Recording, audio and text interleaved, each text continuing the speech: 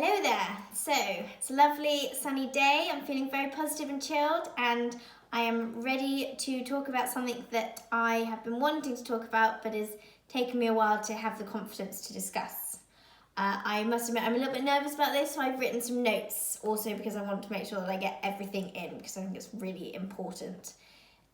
It seemed a natural way to introduce this, with it being Mental Health Awareness Week, and also the fact that I'm doing this British on a budget. I am showing you guys what I'm eating for a week, and that is something that a couple years ago would have reduced me to tears. I wouldn't have even been able to admit to the fact I was eating, let alone allow you into my life in terms of what I'm consuming.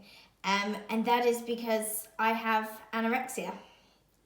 In my opinion, all mental health illnesses are silent killers because you can't tell what's going on behind that mask, behind that facade.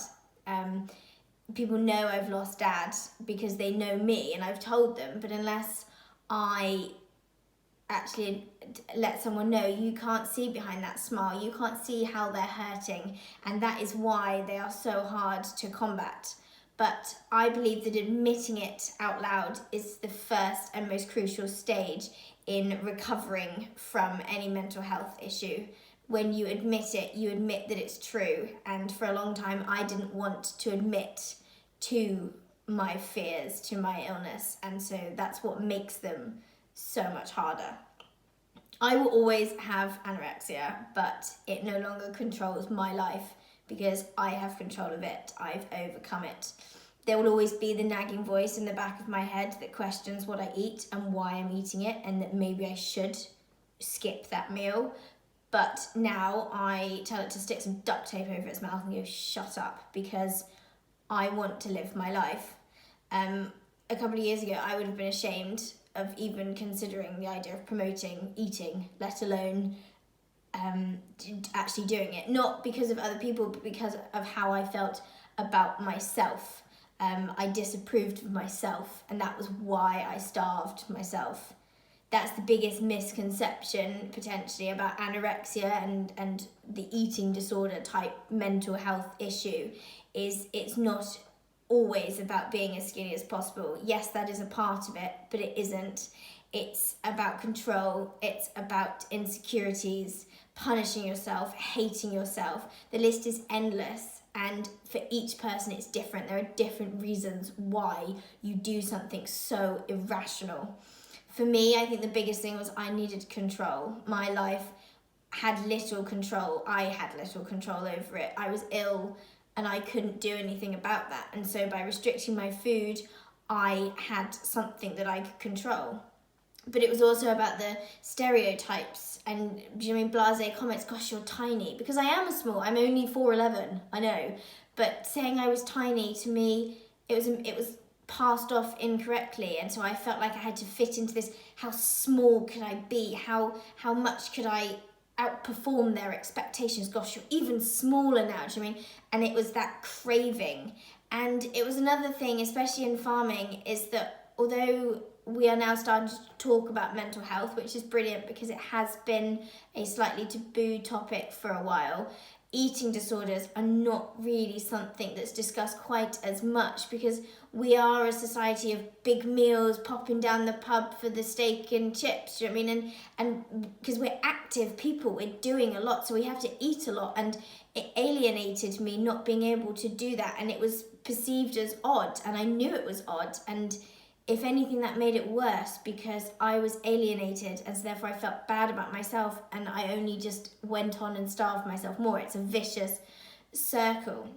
And just in general, we're a society that interacts and socializes through food, and so for somebody to not want to do that, for people around me, they found it very hard to relate to me, and I totally understood that, and I knew that I should be wanting to interact, and I knew that I should be wanting to eat, and it was absurd that I was starving myself, but I was just too scared to admit it to myself, because once you admit it, you have to make those changes, you have to do something about it, and it's the inability to understand why somebody can't eat that is so hard for people around you.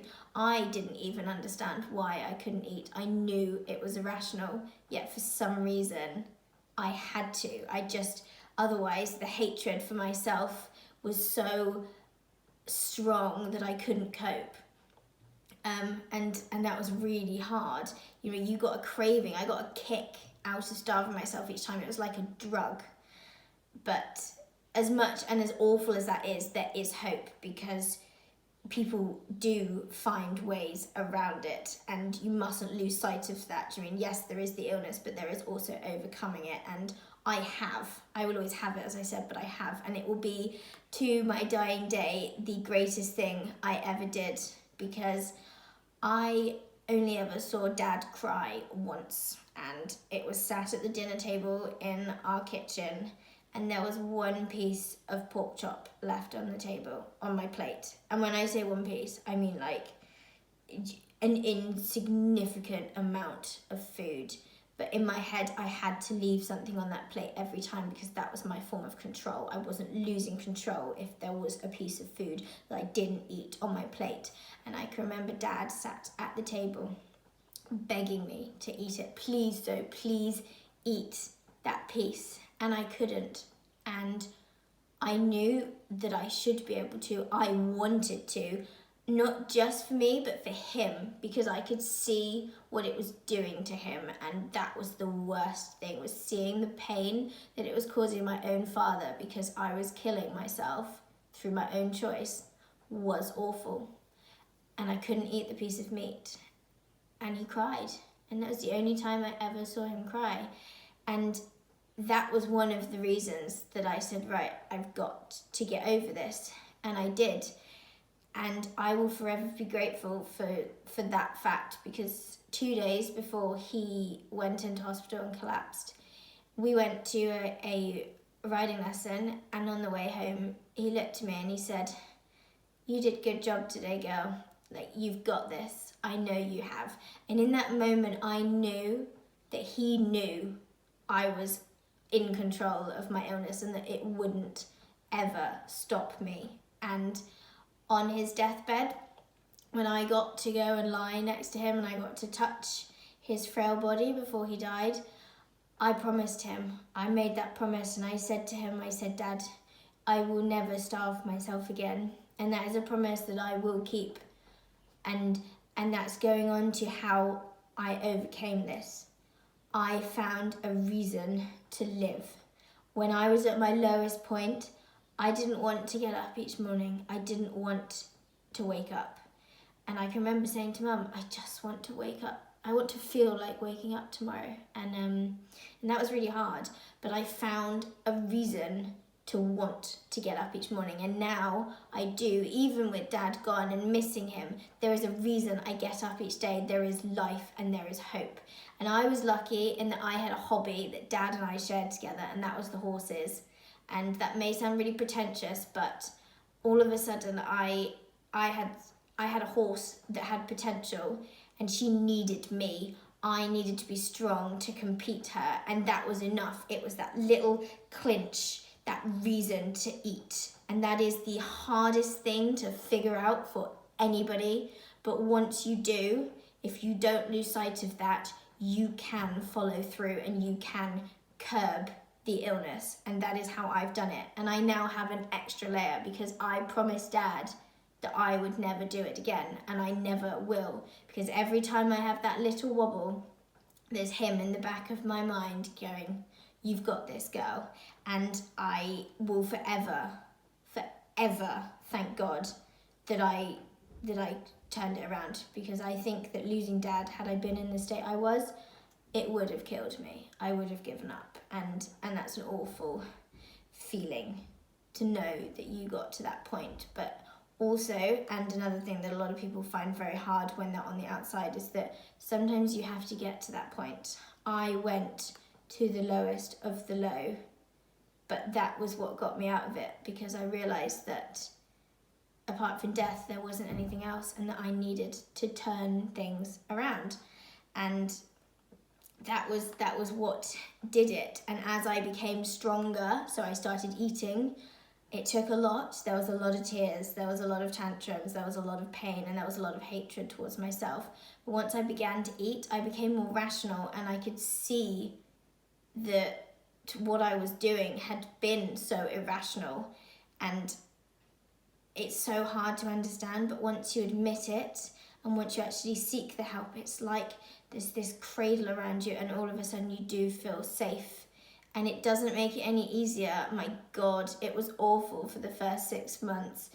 The stomach pains and the tears and the insecurity. I mean, I could almost see my body growing in front of me, which wasn't actually happening, but that was what it was. It was irrational. But I got over it. And that's the biggest thing, is for someone, I think it's important to understand that it's the support. That is what I needed. I was so lucky. I had mum and dad that were so supportive. And for people on the outside, it's really hard to understand the thought process of mental illnesses, any mental illness, because you're not living it. But I know that for me, the best thing for me was when I didn't want to eat that grape, when I didn't want to have that last mouthful. It wasn't the forceful, come on, eat that. It was just the hug and the letting me sob into their chest and support. That was what I needed, because love is the most powerful toolbox we have in our lives. It's the most powerful tool that we can offer somebody, is love and support and nurture and just being there for them. Don't try and change their thought process. Just accept it and embrace them as they are. And through that, they will realize that there is a point and a way to live life happy. And I will forever be grateful that I found my happiness. And that was how I did it. So that was a tough one, and I'm really sorry. I did actually end up rambling a little bit, but I got a little bit sidetracked.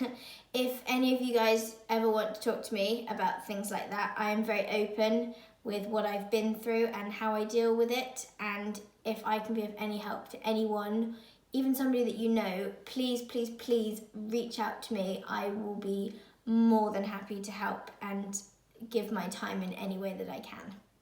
So I hope you guys are also enjoying the sunshine, and I will speak to you soon.